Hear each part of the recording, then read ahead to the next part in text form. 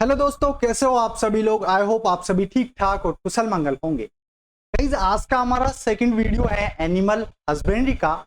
जिन लोगों ने इसके पहले वाला वीडियो नहीं देखा है, पहले उसको देखे, उसी के बाद में आप इसको देखें ताकि समझने में आपको आसानी रहेगी। क्योंकि उस वीडियो के अंदर हमने बात की थी सिलेबस की और किस तरीके से हम पशुपालन विज्ञान को कंप्लीट करने वाले हैं। आज के वीडियो में हम बात करेंगे एलपीएम की। LPM live stock production management, और इसके अंदर भी हम बात करेंगे केटल की, काऊ की, गाय की या गोधन या मवेशी। चलिए गाइस, आज का वीडियो स्टार्ट करते हैं। शुरू करने से पहले जो लोग चैनल पर नए हैं, चैनल को सब्सक्राइब जरूर कर ले। पास में जो बेल आइकन है उस पर क्लिक करें ताकि आने वाले सभी वीडियोस के नोटिफिकेशन आपको टाइम टू टाइम मिलते रहे। चलिए स्टार्ट करते हैं। आज का हमारा टॉपिक इसका है एलपीएम का है, लाइव स्टॉक प्रोडक्शन मैनेजमेंट। उसके अंदर आपके सिलेबस में गाय, भैंस, भेड़, बकरी, ऊंट है। उसके अंदर से हम यहाँ पर स्टार्ट कर रहे हैं काऊ, केटल, मवेशी, गाय, गोधन। चलिए बिल्कुल बेसिक से स्टार्ट करते हैं। अगर हम बात करें कि गाय कितने प्रकार की होती है, एक जनरल सा क्वेश्चन मैं आपसे पूछ रहा हूं कि गाय कितने प्रकार की होती है। आप लोगों के कई बच्चों के आंसर होंगे कि सर एक प्रकार की होती है, लेकिन नहीं। आपकी गाय कितने प्रकार की होती है? 2 टाइप्स की होती है। कौन कौन से होती है, आओ देख लेते हैं। गाय के कितने प्रकार हो गए? आपके 2 प्रकार हो गए। कौन कौन से? एक तो आपने देखी होगी दोस्तों देसी गाय। कौन सी गाय देखी होगी? देसी गाय, जिसको हम क्या बोलते हैं? इंडियन काऊ बोलते हैं। और इसके अलावा आपने एक देखी होगी, कौन सी? विदेशी गाय आपने देखी होगी, विदेशी गाय। अच्छा, इन दोनों में क्या डिफरेंस होता है, इनकी भी बात हम करेंगे। और यहां से किस तरीके से क्वेश्चन आपसे पूछा जाता है, इसकी भी बात हम करने वाले हैं। तो बात करें जो देसी गाय होती है, इसको कुबड़ वाली गाय बोला जाता है। क्या बोला जाता है इसको? कुबड़, कुबड़ वाली गाय इसको बोला जाता है। और हम बात करें तो विदेशी गाय होती है या एक्सोटिक ब्रीड की अगर हम बात करें तो उसको बिना कुबड़ वाली गाय बोला जाता है। क्या बोला जाता है? बिना कुबड़ वाली गाय। अच्छा, ये कुबड़ क्या होता है? तो इसको इंग्लिश में बोलते हैं हम्प। ठीक है, विदेशी गांव को इंग्लिश में कहा जाता है एक्सोटिक काउ या फिर एक्सोटिक ब्रीड। और हम बात करें देसी गाय की तो उसको इंग्लिश में कहा जाता है इंडियन काउ या इंडियन ब्रीड। यहां पर हमने बात की कुबड़ वाली, मतलब इसको हम्प्ड बोलेंगे। क्या बोलेंगे? हम्प्ड, जिसके ऊपर कुबड़ पाया जाता है। और बिना कुबड़ वाली को इंग्लिश में कहा जाता है विदाउट हम्प। क्या बोलेंगे? विदाउट हम्प, जिस पर कुबड़ नहीं पाया जाता है। अब ये कुबड़ क्या होता है? तो आप लोगों ने देखा होगा गाय के ऊपर कुछ इस तरीके की एक संरचना पाई जाती है। ठीक है, तो देसी गाय में कुछ इस तरीके की संरचना पाई जाएगी। और विदेशी गाय की अगर हम बात करें तो इनका जो शरीर होता है वो बिल्कुल इस तरीके से सीधा होता है, इस पर कुबड़ नहीं पाया जाता है। चलिए थोड़ा प्रैक्टिकली समझने की कोशिश करते हैं। अगर आप कहीं पर काऊ को देखोगे तो वहां भी आप उसको पहचान सको, इस तरीके से मैं आपको पढ़ाने वाला हूं। अगर आपने जो गाय है उसका जो पीछे वाला हिस्सा है, जो पीठ है, अगर उस पर आप हाथ रखो, ठीक है, रखा आप लोगों ने हाथ, और हाथ रखिए, अगर आपने इसे सीधा निकाला और अगर आपका हाथ ऐसे सीधा निकल जाता है तो इसका मतलब वो कौन सी गाय है? वो आपके कौन सी गाय है? विदेशी गाय है। सपोज करो अगर इस स्ट्रक्चर, इस संरचना के ऊपर मैं हाथ ऐसे निकालू तो सीधा निकलेगा। कहने का मतलब है कोई कुबड़ यहाँ पर नहीं आया है। लेकिन अगर यही बात हम देसी वाली के लिए करें तो हाथ मैंने रखा और हाथ जैसे ही निकालूंगा इस तरीके से निकलेगा। कैसे निकलेगा? इस तरीके से कुबड़ पे होते हुए निकलेगा। तो जिस पर कुबड़ पाया जाएगा वो कौन सी काऊ होगी? आपके इंडियन ब्रीड होगी। और जिस पर कुबड़ नहीं पाया जाता है वो आपके एक्सोटिक ब्रीड होती है। अब बात करेंगे यहां से क्वेश्चन किस तरीके से आपसे पूछा जाता है। तो बिल्कुल यहां पर पूछा जाएगा आपसे कि इन गायों के जूलॉजिकल नेम क्या होते हैं। अब जूलॉजिकल नेम क्या होता है, चलिए थोड़ा सा बेसिक आपको बताता हूं। हम बायो की बात करें तो बायोलॉजी के अंदर हम 2 ब्रांचें पढ़ते हैं। कितनी ब्रांचें पढ़ते हैं? 2 ब्रांचें पढ़ते हैं। एक तो हम पढ़ते हैं जूलॉजी और एक हम पढ़ते हैं कौन सी? बॉटनी पढ़ते हैं। अब आप लोगों ने देखा होगा कृषि वाले जो छात्र होते हैं वो अधिकतर क्या पढ़ते हैं? बॉटनिकल नेम पढ़ते हैं। बॉटनिकल नेम किसका होता है? वनस्पति का होता है। जितने भी पादप हैं उनका क्या होता है? बॉटनिकल नेम, क्योंकि बॉटनी से उठाया बी और एन। तो यहाँ पर बोटनी के अंदर जितने भी नाम हम पढ़ेंगे उनका तो क्या होगा दोस्तों? बॉटनिकल नेम होगा। और इसके अलावा जूलॉजी के अंदर क्या आता है? मतलब जानवर आते हैं, तो यहाँ पर इनका नाम क्या होगा? जूलॉजिकल नेम होगा। क्या होगा? जूलॉजिकल नेम होगा। तो यहाँ पर गाय का हमेशा क्या पढ़ेंगे आप? जूलॉजिकल नेम पढ़ेंगे। जितने भी जानवर हैं, भैंस है, भेड़ है, बकरी है, सबका क्या पढ़ोगे? जूलॉजिकल नेम आप यहाँ पर पढ़ने वाले हो। तो बात करें कि गाय का जूलॉजिकल नेम क्या होगा। अब जब गायें ही दो प्रकार की हैं तो जूलॉजिकल नेम भी दोनों अलग अलग होगा। तो चलिए बात करते हैं। अगर मैं यहाँ पर बात करूं किसकी, तो देसी गाय हैं, इसका जूलॉजिकल नेम दोस्तों क्या होता है? ये होता है बॉस इंडिकस। क्या होता है मेरे दोस्तों? बॉस इंडिकस होता है। स्टार लगा लेना अच्छे तरीके से और याद ही कर लेना। याद करने का सिंपल सा फंडा है, जहां पर भी आपको देसी गाय दिखेगी आप क्या बोलोगे? Bos indicus, Bos indicus, Bos indicus, आपको ऑटोमेटिक याद हो जाएगा। देखो मेरा इतना ही मकसद है, अगर इस क्लास को आपने स्टार्टिंग से लेकर एंड तक देखा ना तो जो भी पढ़ाऊंगा सब आपको याद हो जाएगा और एक भी क्वेश्चन आपका बाहर नहीं जाने वाला। चलिए बात करते हैं विदेशी की। तो विदेशी का जूलॉजिकल नेम होता है, ये होता है बॉस टॉरस। क्या होता है दोस्तों? बॉस टॉरस होता है। किसका? विदेशी गाय का तो होगा बॉस टॉरस और यहां पर देसी गाय का होगा बॉस इंडिकस। इंडिकस इंडिया से बिलोंग करती है, ठीक है। चलिए बात करते हैं इनकी। अगर हम बात करें फैमिली, कौन से परिवार से गाय बिलोंग करती है, तो बोवेडी। किससे? बोवेडी आपको याद रखना है। बोवेडी गाय का परिवार या भैंस का परिवार या भेड़ का या बकरी का, इन सब का परिवार क्या है? बोवेडी है। तो आप अच्छे से याद रखोगे। ये तो हो गई गाय के बारे में बेसिक जानकारी। चलिए आगे बढ़ते हैं। नेक्स्ट दोस्तों, अब हम बात करेंगे गाय के बारे में कुछ और जानकारी, जैसे कि गायों का जो पूरा का पूरा जो समूह होता है उसको क्या कहा जाता है। अच्छा, एक और चीज आप वहां पे नोट कर लेना, क्रोमोसोम नंबर। क्या नोट कर लोगे? Chromosome number. यहां पर गुणसूत्र संख्या भी आप ऐड कर लेना। गुणसूत्र संख्या, अगर गुणसूत्र संख्या की हम बात करें तो गायों में जो क्रोमोसोम नंबर होते हैं वो कितने होते हैं दोस्तों? 2n बराबर 60 होते हैं। कितने होते हैं? 2n बराबर 60 होते हैं। चलिए आगे बढ़ते हैं। अब हम बात करेंगे जो गायों का पूरा समूह होता है उसको क्या कहा जाता है? समूह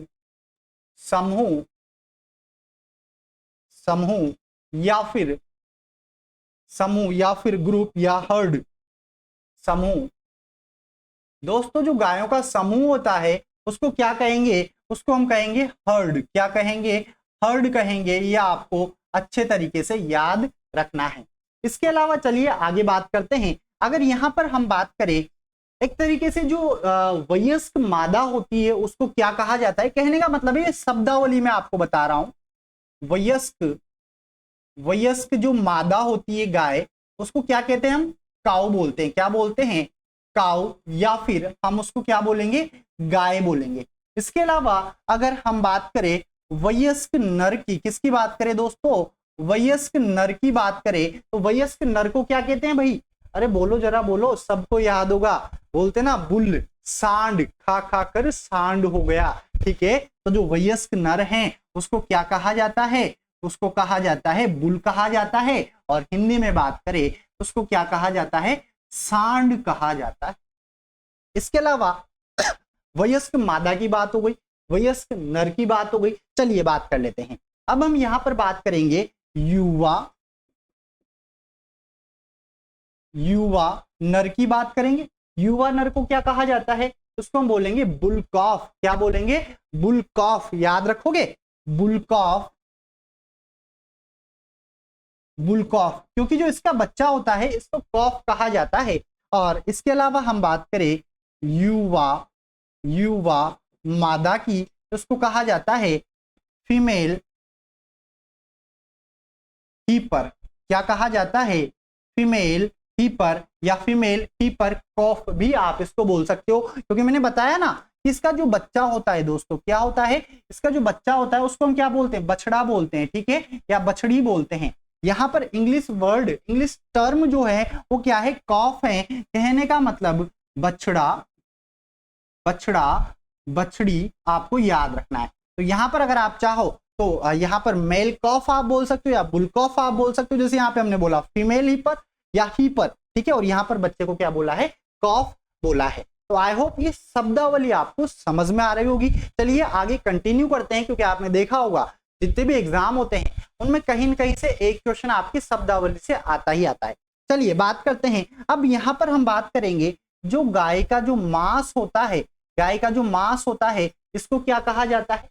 अब गाय का मांस भी दो तरीके का होता है। देखो अगर पर्टिकुलर हम बात करें गाय की, तो जो गाय का मांस होगा उसको क्या कहा जाता है, उसको कहा जाता है मेरे दोस्तों बीफ। क्या कहा जाता है, बीफ कहा जाता है। और यही हम यहाँ पर बात करें किसकी, इसका जो बछड़ा होता है, बछड़ा, इसकी मांस को कहा जाता है व्हील। क्या कहा जाता है, इसके मांस को व्हील कहा जाता है। तो इस शब्दावली आपको अच्छे से याद रखनी है। मैं तो ये कहूंगा कि आप मेरे साथ में ही याद करते हुए चले। वैसे एंड में एक बार मैं पूरा का पूरा रिवाइज आपको करवा दूंगा ताकि आपको अच्छे से याद रहे। चलिए आगे बढ़ते हैं।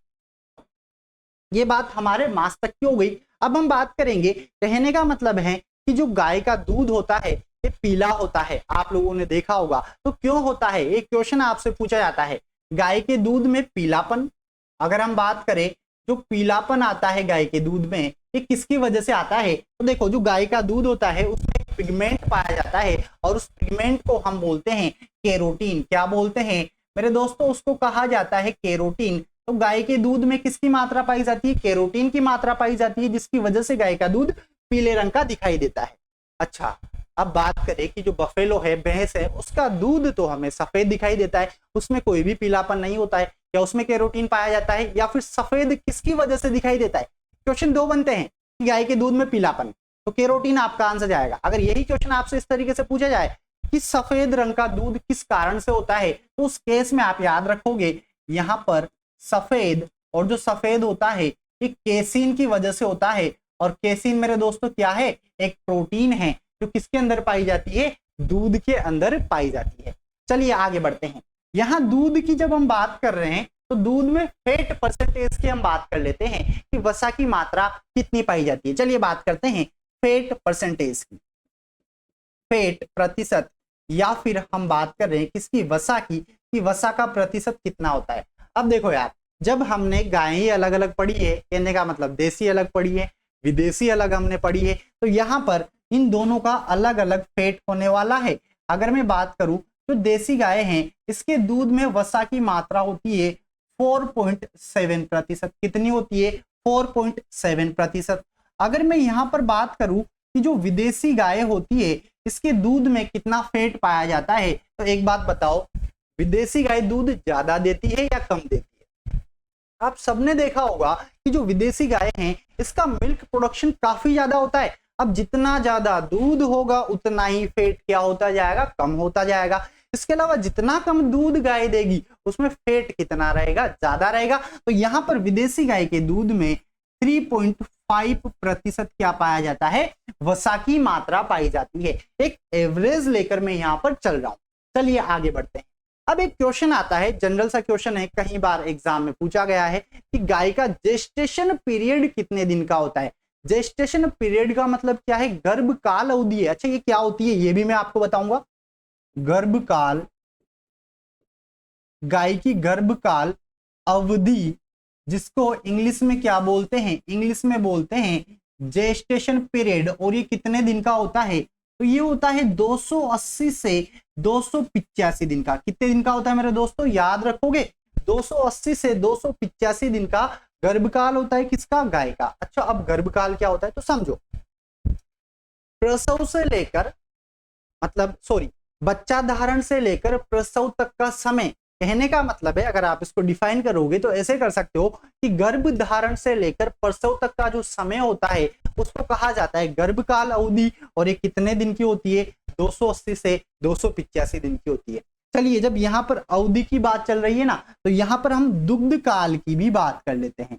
किसकी बात कर लेते हैं, दुग्ध काल। अच्छा दुग्ध काल क्या होता है, उसको इंग्लिश में बोला जाता है मेरे दोस्तों लैक्टेशन पीरियड। ठीक है, लैक्टेशन पीरियड मतलब समझ गए कि गाय कितने दिनों तक दूध देगी। भाई जैसे एक बार गाय ब्याती है तो कंटिन्यू कितने दिनों तक दूध देगी, उस पीरियड को कहा जाता है लैक्टेशन पीरियड या दुग्ध काल अवधि। तो गाय में कितनी होती है, 300 दिन की होती है। कितने दिन की होती है मेरे दोस्तों, 300 दिन की होती है। चलिए अब यहाँ पर एक और पीरियड आएगा, कौन सा आएगा, सूखा काल आएगा। कौन सा आएगा मेरे दोस्तों, सूखा काल, जिसको कहा जाता है ड्राउट पीरियड। अच्छा सूखा काल क्या होगा यार, जब गाय दूध नहीं देगी, ऐसे काल को, ऐसे समय को क्या बोलेंगे, सूखा काल बोलेंगे। अच्छा एक वर्ष में 365 दिन होते हैं, अब 300 दिन गाय ने दूध दिया तो जितने दिन बचे वो क्या होगा, ड्राई पीरियड होगा। कितना होगा, 60 से 65 दिन का होगा। कितने दिन का होगा, 60 से 65 दिन का होगा। दोस्तों आई होप आपको समझ में आ रहा होगा। अगर आपको समझ में आ रहा है तो वीडियो को कंटिन्यू लाइक करते हुए चले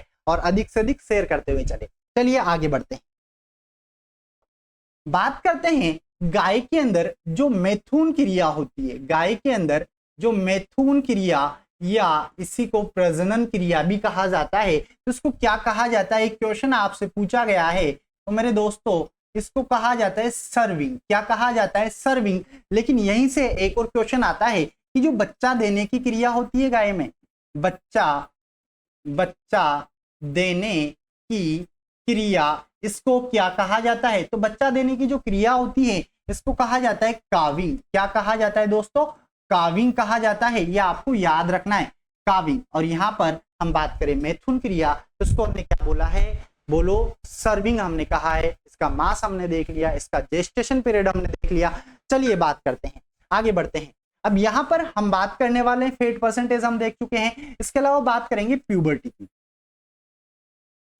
प्यूबर्टी जिसको हम क्या बोलते हैं, यौवनावस्था या यौवना आरंभ, और ये कब स्टार्ट होता है। अच्छा यौवना आरंभ क्या होता है ये भी मैं आपको बताऊंगा, लेकिन पहले हम चर्चा करेंगे क्वेश्चन के ऊपर। तो 24 से 30 माह में कब स्टार्ट हो जाता है, 24 से 30 माह में हो जाता है। अच्छा प्यूबर्टी होती क्या है, या यौवना अवस्था कौन सी अवस्था होती है, तो दोस्तों ऐसी अवस्था जब नर के अंदर क्या बनने लग जाए, शुक्राणु बनने लग जाए, और मादा के अंदर अंडाणु बनने लग जाए, ऐसी अवस्था को, ऐसी स्टेज को क्या बोला गया है, यौवनावस्था या प्यूबर्टी बोला गया है। और ये कब होती है, तो 24 से 30 माह की उम्र में स्टार्ट हो जाती है। चलिए बात करते हैं, अब हम बात करेंगे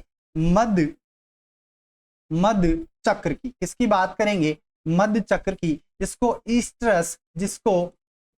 ईस्ट्रस साइकिल भी बोला जाता है। क्या बोला जाता है, ईस्ट्रस साइकिल। गाय के अंदर ये कितने दिन का होता है, तो जवाब दो, कितने दिन का होता है, 21 दिन का होता है। अच्छा ईस्ट्रस साइकिल होता क्या है ये भी हम बात करेंगे, लेकिन उससे पहले हम थोड़ा सा एक और वर्ड आता है, इसको बोलते हैं मध्यकाल। और मध्यकाल को बोला जाता है ईस्ट्रस पीरियड। और ये कितने दिन का नहीं, कितने घंटे का होता है, तो 18 घंटे का होता है। कितने का होता है, 18 घंटे का होता है। ये आपको याद रखना है। अच्छा समझते हैं अब मध्यकाल या मध्य चक्र क्या होता है।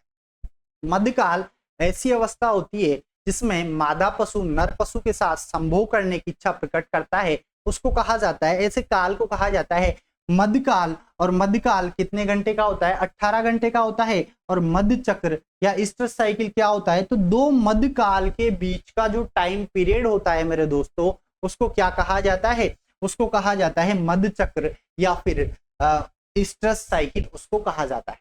चलिए आगे बढ़ते हैं। अब यहां पर हम बात करेंगे प्रथम बार बच्चा देने की उम्र। गाय में प्रथम बार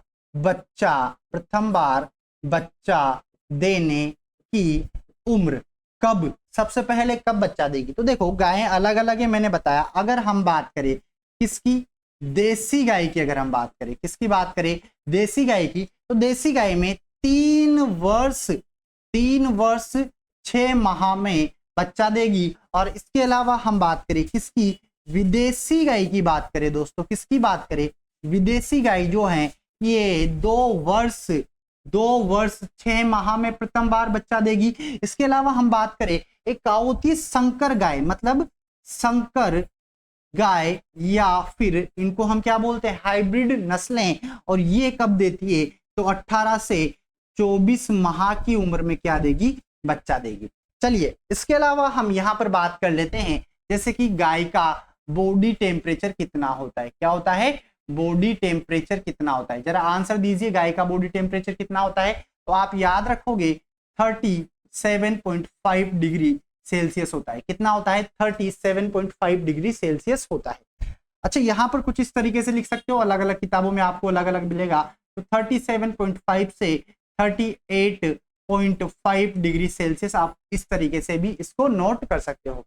इसके अलावा यहाँ पर आपसे पूछी जाती है पल्स रेट। पल्स रेट मतलब नाड़ी की गति। गाय के अंदर जो नाड़ी होती है, नाड़ी की गति कितनी होती है, तो आप याद रखोगे 40 से 50 बार प्रति मिनट। कितनी होती है मेरे दोस्तों? 40 से 50 बार प्रति मिनट होती है। अच्छा, अब नाड़ी कहाँ पर होती है गाय में? जैसे इंसानों के अंदर आपने देखा होगा, जब हम डॉक्टर के पास जाते हैं, जब हमारी तबीयत खराब हो जाती है, उस केस में डॉक्टर क्या करता है, हमारा हाथ पकड़ के यहाँ पे नब्ज जो पल्स रेट है उसको चेक करता है, इसकी पल्स कैसी चल रही है। उससे वो बताता है कि हाँ आपको बुखार आया या नहीं आया। लेकिन क्या जानवरों के साथ ऐसा होता है? क्या गाय के साथ ऐसा होता है? तो गाय में भी धमनी के द्वारा पता लगाया जाता है इसकी पल्स रेट का, और उस धमनी का नाम क्या है? उस धमनी को कहा जाता है मेरे दोस्तों कॉक्सिजियल। कॉक्सिजियल धमनी कहा जाता है, और ये आपको अच्छे तरीके से याद रखना है, कॉक्सिजियल धमनी। और ये कहां पर पाई जाती है? तो गाय की पूंछ में पाई जाती है। किस में पाई जाती है? जो गाय की पूंछ होती है, इस हिस्से पर क्या पाई जाती है? कॉक्सिजियल धमनी पाई जाती है। तो ये आपको अच्छे तरीके से याद रखना है। चलिए आगे बढ़ते हैं। तो दोस्तों ये तो बात हो गई गाय के बारे में बेसिक जानकारी की। जो भी बेसिक जानकारी थी अधिकतर वो सारी की सारी मैंने दे दी है। अगर फिर भी कुछ बच गया हो तो आप उससे कमेंट बॉक्स में पूछ सकते हो, तो आपको आगे वाले वीडियो में कवर करवा दिया जाएगा। और इनमें भी अगर आपको कोई डाउट है तब भी आप मुझे कमेंट बॉक्स में कमेंट कर सकते हो, उसका रिप्लाई आपको अगले वीडियो में दे दिया जाएगा। चलिए बात करते हैं गाय की नस्लें। गाय की नस्लों की बात करेंगे तो आपके सिलेबस में एग्रीकल्चर सुपरवाइजर में करीबन आपके सिलेबस में कितनी नस्लें दे रखी है? 9 नस्लें हैं। कितनी नस्लें हैं दोस्तों? 9 नस्लें हैं। अब 9 नस्लें हम पढ़ने वाले हैं, लेकिन उससे पहले थोड़ा सा हम ये पढ़ेंगे यहाँ पर कि इसका क्लासिफिकेशन, नस्लों का वर्गीकरण हम पढ़ने वाले हैं। क्योंकि आपके क्वेश्चन आता ही आता है कि बताइए इनमें से कौन सी ड्यूअल पर्पस ब्रीड है, इनमें से कौन सी यहाँ पर बोझा ढोने वाली नस्लें हैं, कौन सी दुधारू नस्लें हैं। ऐसे कई सारे क्वेश्चंस आपसे एग्रीकल्चर के एग्जाम में पूछे जाते हैं। चलिए एक भी क्वेश्चन आपका बाहर नहीं जाए, स्टार्ट करते हैं। बात करेंगे क्लासिफिकेशन ऑफ काउ। क्लासिफिकेशन क्या मेरे दोस्तों? क्लासिफिकेशन ऑफ काउस या ब्रीड्स। कहने का मतलब है गाय की नस्लों का वर्गीकरण। अब वर्गीकरण यहां पर सबसे पहले हम देखने वाले हैं ऐसी नस्लें जो सिर्फ और सिर्फ किसान दूध के लिए पालता है, उनको कहा जाता है मिल्क ब्रीड या फिर दुधारू नस्लें। क्या कहा जाता है? उनको कहा जाता है दुधारू नस्लें, या फिर दुग्ध प्रयोजनीय नस्लें, या फिर मिल्क ब्रीड। क्या बोला जाता है? मिल्क ब्रीड उनको कहा जाता है। ये कौन कौन सी नस्लें होती है? तो आओ समझते हैं। देखो, अगर आपका पूरा फोकस बोर्ड पर रहा तो मैं आपको ट्रिकली यहीं पे याद करवा देता हूं। चलिए बात करते हैं। किसकी बात करेंगे? दुधारू नस्लें, मतलब ऐसी नस्लें जिनको किसान सिर्फ और सिर्फ दूध की प्राप्ति के लिए पालता है। कहने का मतलब है उनके जो बछड़े हैं, जो बड़े होके बैल बनते हैं, उनको खेती में काम नहीं लेता है, क्योंकि वो खेती में काम कर ही नहीं सकते। उनके अंदर ऐसी विशेषताएं, ऐसे गुण नहीं पाए जाते हैं। तो चलिए कौन कौन सी नस्लें हैं? 3-4 नस्लें हैं। उनको एक ट्रिक से हम याद करने वाले हैं। ट्रिक क्या है हमारे पास? तो ट्रिक है, देखो दुधारू नस्लें, तो दुधारू नस्लों को आप याद रखोगे एक गिलास। किससे याद रखोगे? एक गिलास दूध से आप याद रखोगे, आपको दुधारू नस्लें याद हो जाएगी। चलिए समझते हैं। एक का कोई मतलब नहीं है, गिलास दूध, एक गिलास दूध हमें डेली पीना चाहिए, इससे आपको याद आएगा दुधारू नस्लें। घी का मतलब मेरे दोस्तों क्या है? गिर गाय है। कौन सी गाय है? गिर गाय। अच्छे से याद रखोगे ना, नाम याद रखना। इसके अलावा ला से मतलब मेरे दोस्तों है लाल सिंधी। क्या मतलब है ला से? लाल सिंधी है। इसके अलावा स से क्या मतलब है मेरे दोस्तों? साहीवाल है। क्या है? साहीवाल। ये आपको अच्छे से याद रखना है। तो ये क्या हो गई? ये 3 ऐसी नस्लें हैं। इसके अलावा दुधारू आप एक और नाम ऐड कर सकते हो, बट ये आपके सिलेबस में नहीं है, फिर भी मैंने आपको बता दिया, देवनी। ठीक है, तो ये 4 ऐसी नस्लें हैं जिनको किसान किस लिए पालता है? दूध की प्राप्ति के लिए पालता है। कौन कौन सी हैं? गिर हैं, लाल सिंधी है, साहीवाल है और देवनी है। याद करने का तरीका क्या है? सर बिल्कुल सीधा सा फंडा है कि आज से हमें 1 गिलास दूध डेली पीना है, और गिलास से हम याद रखेंगे दुधारू नस्लें। चलिए आगे बढ़ते हैं। अब हम बात करेंगे ऐसी नस्लों की जिनको किसान बोझा ढोने के लिए पालता है। किसके लिए पालता है? बोझा ढोने के लिए पालता है। तो दूसरे नंबर पर हमारे पास आती है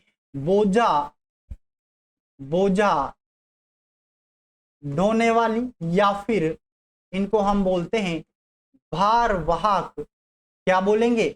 भारवाहक नस्लें, जो क्या करेगी? बोझा ढोएगी। इसके अलावा इनको जो बैलगाड़ी वगैरह है इनमें काम लिया जाएगा, कृषि कार्यों में काम लिया जाता है। ऐसी नस्लों को कहा जाता है भारवाहक नस्लें या बोझा ढोने वाली नस्लें, या इनको ड्राउट ब्रीड इंग्लिश में कहा जाता है। तो ये कितनी है? आओ देखो, वापस ट्रिक से याद करेंगे। अच्छा, जस्ट थोड़ी देर पहले 1 गिलास दूध आप लोगों में से किसने पिया था? क्या मैंने पिया था या आपने पिया था? तो पिया था किसने? अमन ने। और अमन जब डेली के डेली दूध पिएगा तो यार उसका शरीर बनेगा, हट्टा कट्टा होगा, और जब उसका शरीर बनेगा तो क्या करेगा? खेतों में काम करेगा।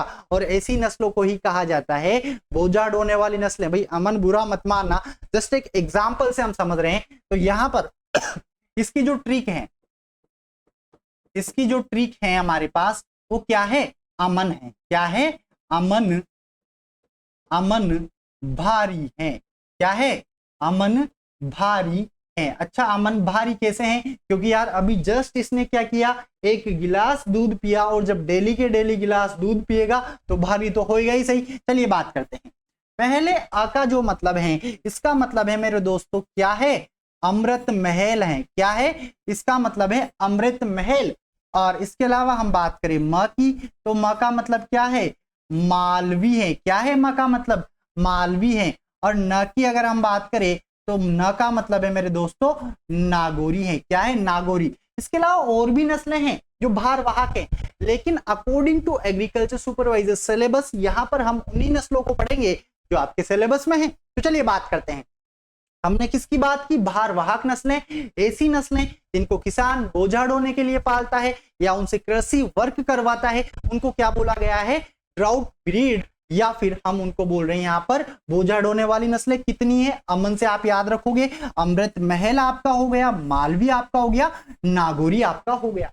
चलिए आगे बढ़ते हैं। देखो, अभी जस्ट हमने देखा ऐसी नस्लें जिनको किसान दूध के लिए पालता है, ऐसी नस्लें जिनको किसान खेती कार्य के लिए पालता है। अब हम ऐसी नस्लों की बात करेंगे जिनको किसान 2 कार्य के लिए पालता है, मतलब ड्यूअल पर्पस ब्रीड की हम बात करेंगे। दोहरे उद्देश्य वाली नस्लें हम देखने वाले हैं। कहने का मतलब है रामलाल जो किसान है वो चाहता है कि यार मुझे तो दूध की प्राप्ति भी हो जाए, और साथ में जो उसके बछड़े हैं जो बड़े होके बैल बनेंगे क्या करे? खेतों में काम करे, खेतों में हल चलाए। ठीक है, कहने का मतलब है मेरे 2 काम हो जाए, 1 पंथ 2 काज। तो ऐसी नस्लों की हम बात करने वाले हैं। आगे बढ़ते हैं तीसरे नंबर पर, ड्यूअल पर्पस ब्रीड, या फिर इनको हम क्या बोलते हैं? ड्यूकाजी नस्लें। क्या बोलेंगे? ड्यूकाजी नस्लें बोलेंगे, या फिर इनको हम बोलेंगे ड्यूअल पर्पस ब्रीड या दोहरे उद्देश्य वाली नस्लें। अब इनको कैसे याद रखेंगे? तो इनको भी हम ट्रिक से याद रखेंगे। आओ देखो, ट्रिक क्या है? ट्रिक बहुत आसान है, इजी है, बस आपका फोकस बोर्ड पे होना चाहिए, तब जाके समझ में आएगा आप लोगों को। और मैं तो ये कहता हूं, कहां बाद में याद करना यार, अभी के अभी याद कर लो, क्योंकि एग्जाम डेट आ गई है। अभी याद नहीं किया तो कभी याद नहीं किया। ठीक है, तो अभी आपको याद करना है, और याद करवाने की जिम्मेदारी तो मेरी है ना यार। लव सर हमेशा आपके लिए खड़े हैं और खड़े रहेंगे। और एक बात याद रखना कि एग्रीकल्चर सुपरवाइजर की तैयारी मैं पूरी की पूरी आपको एग्रीकल्चर की तो कम से कम free of cost YouTube channel captain agro पे करवाने वाला हूं। बस मुझे आपका सपोर्ट चाहिए। कंटिन्यू क्लासेस आपको मिलती रहेगी इस चैनल पे, बस आपको वीडियो को लाइक और शेयर करते हुए चलना है। और हाँ, ये जो ट्रिक है मैं आपको बता रहा हूं ना, इनको कमेंट बॉक्स में एक बार कमेंट जरूर करें, इससे आपको ज्यादा याद होगा। ठीक है, लिखने से ज्यादा याद होता है। चलिए ड्यूकाजी नस्लों की बात करेंगे। तो ट्रिक हमारे पास है दोस्तों, रथ हरी का आग में। क्या याद रखना है मेरे दोस्त? रथ हरी का आग में। ये लाइन याद कर लो, आपको ऑटोमेटिक ये नस्लें याद हो जाएगी। कौन सी नस्लें? अरे ऐसी नस्लें जो ड्यूअल पर्पस हैं, जिनसे दूध की प्राप्ति भी होगी और उनके बैल खेतों में काम भी करेंगे। तो यहाँ पर र की अगर हम बात करें तो मेरे दोस्तों आती है राठी, और राठी का नाम किसने नहीं सुना यार, राजस्थान की कामधेनु किसे कहा जाता है, कई दफा ये क्वेश्चन आपसे एग्जाम में पूछा गया है। तो इसी को तो कहा जाता है राठी को, और राठी ऐसी नस्ल है जो ड्यूअल पर्पस ब्रीड है। आओ आगे बढ़ते हैं। का मतलब मेरे दोस्तों क्या है, थार पार कर, क्या नाम है, थार पार कर, और थार पार कर से तो कई बार क्वेश्चन आया हुआ है। इसके अलावा हम बात करें हरी, हरी मतलब क्या है, तो हरी मतलब है मेरे दोस्तों हरियाणा, या फिर इसको हरियाणवी भी बोलते हैं। और इसके अलावा का मतलब मेरे दोस्तों क्या है, कांकरेज, क्या है, कांकरेज ऐसी नस्ल है जिसको ड्यूअल पर्पस के लिए पाला जाता है। इसके अलावा आग, आग मतलब क्या है, अंगोल, या फिर इसी को क्या बोला जाता है, अंगोली भी बोला जाता है। अच्छा, इस में का मतलब क्या है, इस में कंफ्यूज होता है बच्चा कि सर मालवी मेवाती, लेकिन अमन याद करो, अमन में जो मां आया था उसका मतलब हमने क्या देखा था, मालवी देखा था। अब यहां पर जो में आ रहा है इसका मतलब क्या है, मेवाती है। क्या है मेरे दोस्तों, मेवाती है। क्या बोलो, याद हो जाएगा, आसान है। ये ऐसी नस्लें हैं जिनको किसान किस लिए पालता है, दोहरे उद्देश्य के लिए पालता है। एक बार ट्रिक आप मेरे साथ में जहां पर भी बैठे हो वहीं पे बोले, रथ हरि का आग में, रथ हरि का आग में, कमेंट बॉक्स में कमेंट करें, ऑटोमेटिक नस्ल आपको याद हो जाएगी। तो यहाँ पर राठी, थार पारकर, हरियाणवी, कांकरेज, अंगोली और मेवाती, ये कौन सी हो गई, ड्यूअल पर्पस ब्रीड हमारे पास हो गई है। चलिए आगे बढ़ते हैं। अब हम बात करेंगे 4th नंबर पे ऐसी नस्लें जो हमारे देश की नहीं है, मतलब कहाँ की है, अरे विदेश की है। तो सीधी सी बात है, विदेशी नस्लों की बात हम करने वाले हैं। तो हेडिंग लगाएंगे क्या, विदेशी, विदेशी नस्लें, विदेशी नस्लें, या इनको हमने क्या बोला था, एग्जोटिक, एग्जोटिक ब्रीड हमने बोला था। क्या बोला था, एग्जोटिक ब्रीड। अब इनको कैसे याद रखेंगे, मैंने कहा ना मैं खड़ा हूं, याद करवाऊंगा, ट्रिकली याद करवाऊंगा। इससे पहले भी ट्रिक से हमने देखा है, तो इनको भी ट्रिक से हम देखने वाले हैं। देखो, जब से, क्या है इसकी ट्रिक है, जब से होली, क्या है भाई, जब से होली आए, आई मत लिखना यहाँ पे आप, है ना, वैसे तो आई होता है बट आप क्या लिखोगे, आए। जब से होली आए तो क्या हो गया, कलर ही कलर हो गया, और कौन सा, ब्राउन रेड हुआ ना यार। तो बोलो लाइन याद होगी कि नहीं होगी, जब से होली आई ब्राउन रेड हो गया। ठीक है, ये ट्रिक है किसकी, विदेशी नस्लों की। चलिए कैसे याद करेंगे, जब में से जैसे आपको याद रखना है जर्सी, और जर्सी को कौन नहीं जानता, सब जानता। कई बार क्वेश्चन आया कि सबसे ज्यादा फैट परसेंटेज है तेरा, वो कौन है, जर्सी है। याद रखोगे, क्वेश्चन आया है यहां से। चलिए आगे बढ़ते हैं। इसके अलावा ब का कोई मतलब मत निकाल लेना, इसका कोई भी मीनिंग नहीं है। और यहाँ पर जो से है इस पर गोला लगा देना, इसका भी मीनिंग नहीं है। होली की अगर हम बात करें तो होली से आप याद रखोगे HF डिलक्स, नहीं HF हॉलिस्टन फ्रीजियन, जो काउ ब्रीड है वो सबसे भारी नस्ल है, सबसे ज्यादा चारा खा जाती है, तभी तो सबसे भारी होगी। और सबसे भारी होगी, सबसे ज्यादा चारा खाएगी तो सबसे ज्यादा दूध देगी ना यार। तो सबसे ज्यादा दूध देने वाली नस्ल भी कौन सी है, हॉलिस्टन फ्रीजियन है। इसके अलावा आई से क्या याद रखोगे, अरे तो आई से आप क्या याद रखोगे, आयर, आयर सायर आप याद रखोगे मेरे दोस्तों। क्या याद रखोगे, आयर सायर आप याद रखोगे। और बात करें सर ब्राउन से क्या याद रखेंगे, तो ब्राउन स्विच, क्या याद रखोगे मेरे दोस्तों, ब्राउन स्विच आप याद रखोगे। इसके अलावा रेड से, अरे रेड भी तो आसान है, रेड से आप याद रखोगे रेड डेन। क्या याद रखोगे, रेड डेन आप याद रखोगे। तो देखो अब तक कितनी नस्लें आपने याद करी, गिलास से 3 नस्लें याद की, अमन से 3 नस्लें याद की, ड्यूअल पर्पस 6 याद की, तो 6 6 12, और यहाँ पर हमारे पास ये कितनी हो गई है, 5 की हो गई है। तो आपको अब तक टोटल 17 नस्लें याद हो चुकी है। और इन 17 नस्लों में से इतनी तो गारंटी देता हूं कि एक क्वेश्चन तो पक्का है, आएगा ही आएगा। क्वेश्चन इस तरीके से आ सकता है कि बताइए इनमें से कौन सी दोहरे उद्देश्य वाली है, इनमें से कौन सी दोहरे उद्देश्य वाली नस्ल नहीं है, कौन सी भारवाहक है, कौन सी दुधारू नहीं है। कई तरीके के क्वेश्चन यहाँ पे बनते हैं। और वो सारे के सारे क्वेश्चन, जैसे हमारा टॉपिक कंप्लीट होगा ना, जैसे केटल हमने पढ़ लिया कंप्लीट, जितनी भी नस्लें वो सारी की सारी हमने पढ़ ली। उसके बाद में मैं लाइव क्लास में आपको इसके क्वेश्चंस जितने भी बनते हैं सारे के सारे सोल्व करवाऊंगा लाइव क्लास में। तो बिल्कुल लाइव में जुड़ना बिल्कुल भी ना भूले आप। इसके अलावा चलिए एक छोटी सी बात और बता देता हूँ कि क्लास कहाँ से स्टार्ट हो रही है, वही कोटा से, एजुकेशन सिटी कोटा, ठीक है, कैप्टन एग्रो क्लासेस। चलिए, आप में से कई सारे ऐसे स्टूडेंट होंगे जो ऑफलाइन पढ़ना चाहते होंगे। जो भी ऑफलाइन पढ़ना चाहता है वो क्या करे, 7665686175। अच्छा, इस पर फोन मत कर देना गलती से भी, ठीक है। इस पर क्या करना है आप लोगों को, ओनली व्हाट्सएप करना है और आपको एक ग्रुप में ऐड कर दिया जाएगा और उस ग्रुप में आपको सारी की सारी जानकारी दे दी जाएगी कि बैच कब से स्टार्ट हो रहे हैं एग्रीकल्चर सुपरवाइजर के, और बैच जल्दी ही स्टार्ट होने वाले हैं। तो जल्दी से जल्दी आप इस नंबर पर अपना नाम लिखे और आप कहां से बिलोंग करते हो, ठीक है, इतना लिख दे आप। उसके बाद आपको एक ग्रुप में ऐड कर लिया जाएगा। किस कोर्स की तैयारी आप करना चाहते हैं ये भी लिखे, ठीक है, ये ऑफलाइन के लिए है। इसके अलावा आप मुझे जो इंस्टाग्राम आईडी है कैप्टन एग्रो, टेलीग्राम है, इन सब जगह पे आप फॉलो कर सकते हो क्योंकि सब जगह पे आपको सारी की सारी जानकारी मिलती रहेगी। चलिए आगे बढ़ते हैं। अब हम बात कर लेते हैं आपके सिलेबस में कितनी नस्लें हैं, किसके अंदर, एग्रीकल्चर सुपरवाइजर कृषि पर्यवेक्षक के अंदर। तो आपके टोटल 9 नस्लें हैं। कौन कौन सी है चलिए एक बार हम देख लेते हैं। आपके सिलेबस में जैसे कि राठी है, ठीक है, जैसे कि आपके सिलेबस में क्या है, नागौरी है, जैसे कि आपके सिलेबस में क्या है, मालवी है। इसके अलावा आपके सिलेबस में क्या है, मेवाती है। इसके अलावा आपके सिलेबस में क्या है, थार पारकर है, थार पारकर है। इसके अलावा आपके सिलेबस में कौन सी नस्ल है, गिर है। इसके अलावा हॉलिस्टन फ्रीजियन है। इसके अलावा आपके सिलेबस में क्या है, जर्सी है। देखो कितनी हो गई, 1 2 3 4 5 6 7 8।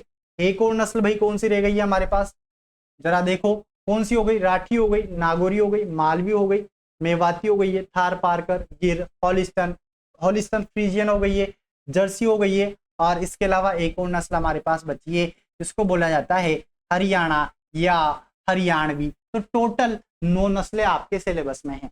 अब इन नस्लों से जो क्वेश्चन आते हैं मेरे दोस्तों, वो 3 क्वेश्चन बनते हैं, मतलब 3 तरीके के क्वेश्चन बनते हैं। कौन कौन से, पहला जो क्वेश्चन बनेगा वो बनेगा कि इस गाय का ओरिजिन कहां पर है, मतलब कहां से बिलोंग करती है, नेटिव क्या है, उत्पत्ति स्थान क्या होगा। पहला क्वेश्चन तो ये हो गया, इन 9 गायों से आपका क्वेश्चन आएगा।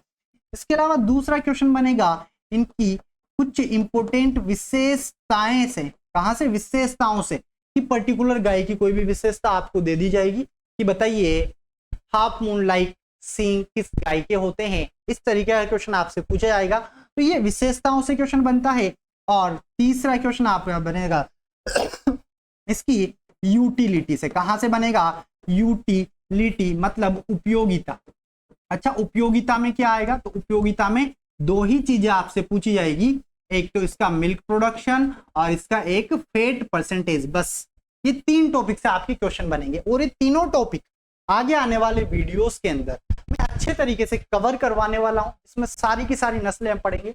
इसके बाद हम स्टार्ट करेंगे, बफेलो है, सिप है, केमल है, जो भी आपके टॉपिक है। मैंने पहली जो इसके पहले वाली क्लास है उसमें आपको एनिमल हस्बेंड्री का सारा सिलेबस अच्छे तरीके से बता दिया है कि किस तरीके से पढ़ेंगे, कौन कौन से टॉपिक पढ़ेंगे। और टोटल याद रखना, जो बच्चे समझते हैं ना कि नहीं यार मैं तो एग्रीकल्चर में कमजोर हूं, लेकिन अगर आप इस क्लास में बैठे हो तो आज से ये थॉट आपके माइंड से निकाल देना, कोई वीक नहीं है, सब याद करूंगा, कहा ना, इसीलिए टॉपिक पहले स्टार्ट किया है। भाई एग्रीकल्चर के 60 क्वेश्चन हैं और 60 में से जो 20 क्वेश्चन है वो आपके एनिमल हस्बेंड्री के हैं, 20 एग्रोनॉमी के हैं, 20 हॉर्टिकल्चर के हैं। तो ये सबसे आसान है।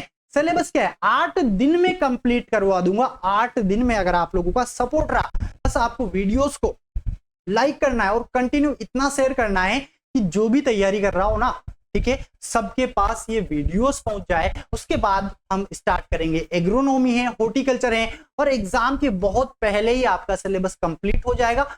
फिर और सिर्फ हम प्रैक्टिस किया करेंगे। जितने भी क्वेश्चंस हैं सबकी लाइव क्लासेस आपके स्टार्ट करेंगे ताकि आपकी प्रैक्टिस भी अच्छे से हो जाएगी। तो गाइस आज का वीडियो हमारा यहीं तक था। क्लासिफिकेशन हमने देखा है, अगले वीडियो में हम नस्लें स्टार्ट करने वाले हैं।